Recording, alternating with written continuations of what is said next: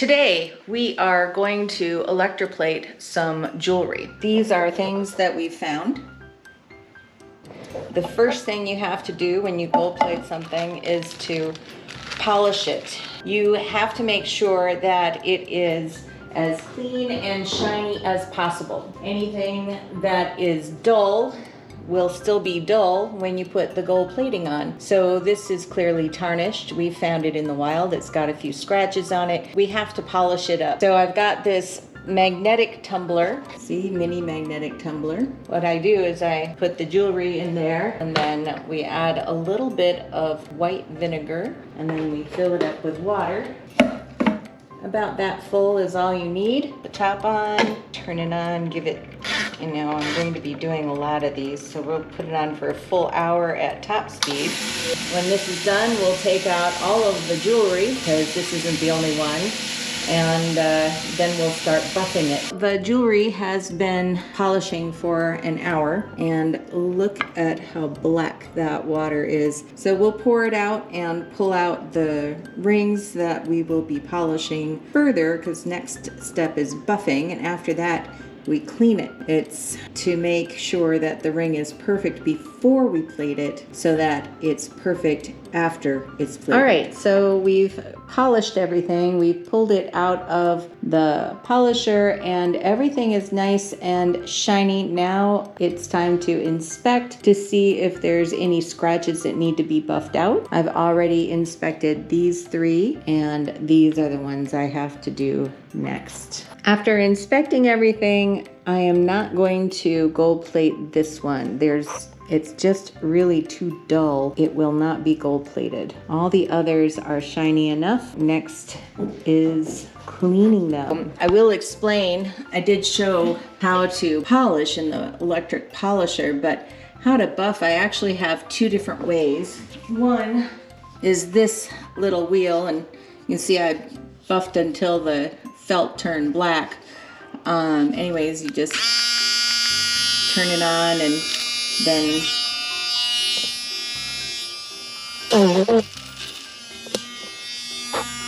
we have several pieces of equipment that we use to buff. This is a small Dremel with a felted tip, and you can see that I buffed until that tip turned black. We have the technology, a buffing wheel. You can rebuff it. So this is a two-sided wheel. I start with this side and then I go to this side. It's never been buffed before. Just to take out any scratches. Use wax on the pieces to get scratches out. This is for the copper, to get the scratches out of copper. If it's stainless steel, we use the white one. And if it's gold or silver, we use the red one because that's the softest one. That's how we get scratches out, and you have to have them out before you electroplate, because if you don't have them out, they will still be there when you're done electroplating. We have already done the cleaning, the polishing, and the buffing. This is the equipment that you're going to need to electroplate. First, a hot plate. This one is a food warmer. You can use a coffee machine, just the plate that keeps the pot warm, and that'll work fine, because you want to keep your gold solution at about 150 degrees, so it just needs to be warm. Then a couple of jars for all your solutions. This is a jar of tap water, something to pick up your jewelry with. Banana clips, positive and negative. A battery, I use this Giant Knight Ever-Ready one.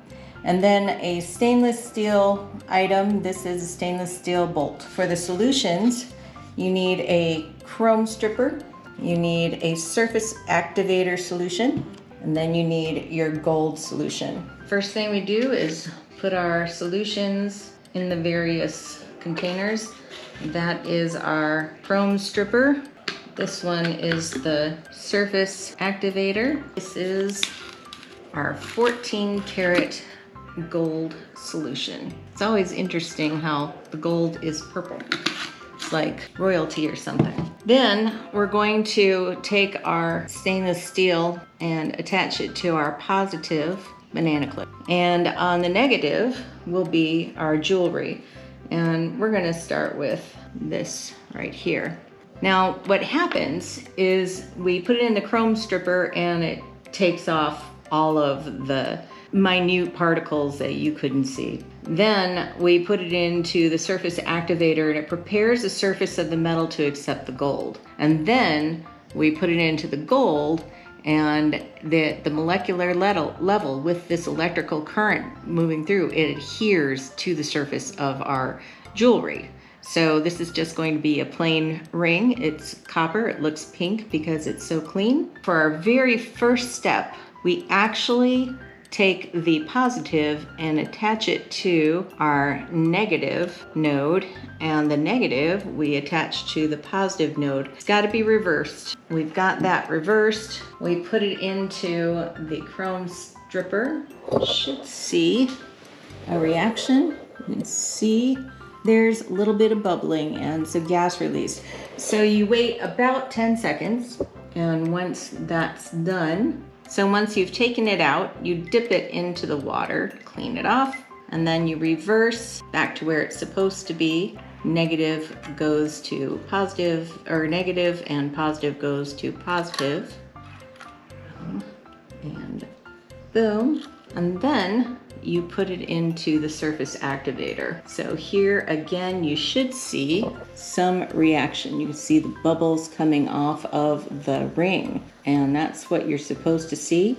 Again, you don't need very long, just 10 or 15 seconds. And once that's done, you take it out, clean it off, and then you go to your gold solution, which it doesn't have to be on that warmer the whole time. Then we see some bubbles where our ring is getting coated with gold. You wait about 15 seconds here, and then we check to see what it looks like. And if we like it, which we do because it looks pretty awesome, I don't see any problems with it, we can go ahead and start on the next piece. Let's go ahead and do this one more time. We'll reverse the leads here, put our gold back on the warming plate, and then let's try this cross.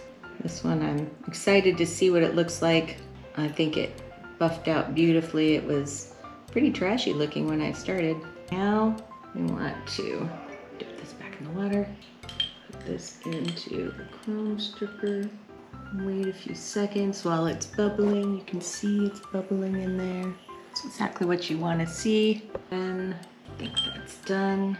Take these leads, reverse them. Put that in the water.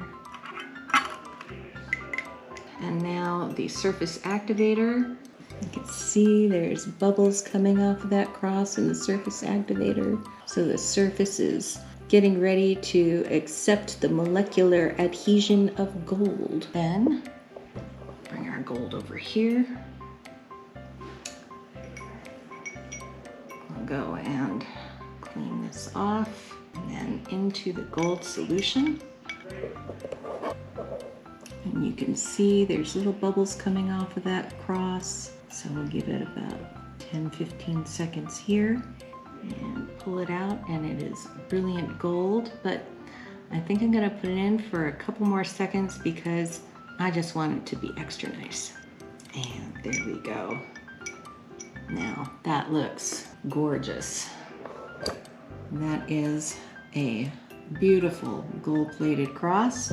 Now we can reverse the leads again, get back to our next piece. But I think that's enough for our tutorial. So I wish you all luck when you are out there gold plating your jewelry. And remember, if it's perfect to start with, it'll be perfect when it's finished. Okay, we finished with gold plating all of the pieces, and look at how beautifully they turned out. That's just gorgeous. These are going to be some beautiful rings for somebody to wear someday, because I'm not going to be wearing them. I will be putting these up on our eBay shop, but I'm really especially proud of this cross. It is just beautiful. I might keep that. That's it. That's a wrap. That's how you gold plate.